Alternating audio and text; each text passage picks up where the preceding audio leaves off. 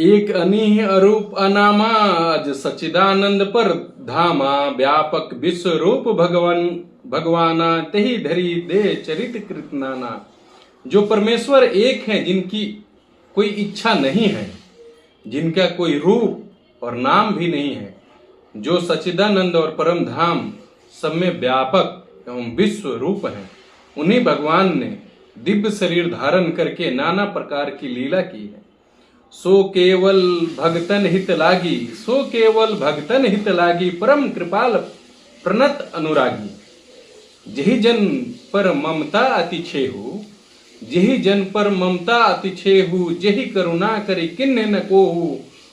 वह लीला केवल भक्तों के हित के लिए ही है, क्योंकि भगवान परम कृपालु और शरणागत के प्रेमी हैं, जिनकी भक्तों पर बड़ी ममता और कृपा है।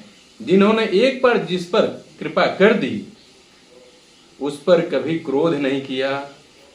गई बहोर गरीब नेवाजू, सरल सबल साहिब रघुराजू।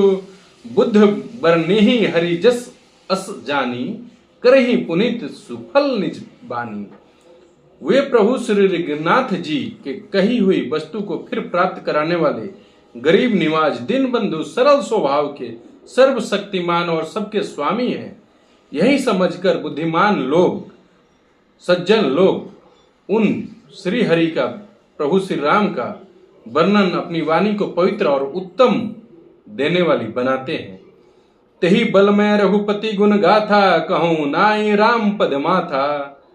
मुन्नि प्रथम हरि कीर्ति गाई, तेहि मग चलत सुगम मोहि भाई।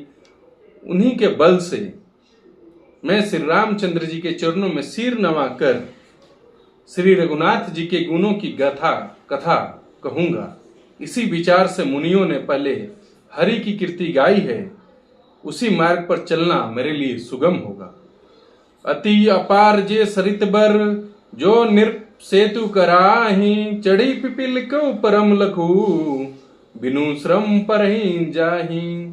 जो अत्यंत ही बड़ी श्रेष्ठ नदियां हैं, यदि राजा उन पर पुल बांध देते हैं तो अत्यंत छोटी चिट्टियां भी उन पर चढ़कर बिना ही परिश्रम के पार चली जाती है। जैसे बड़ी नदियों पर राजा पुल बना देते हैं तो छोटी चिट्टियां और छोटे छोटे जीव जंतु भी बिना बड़े मेहनत के उस पुल के द्वारा उस नदी को पार कर जाते हैं।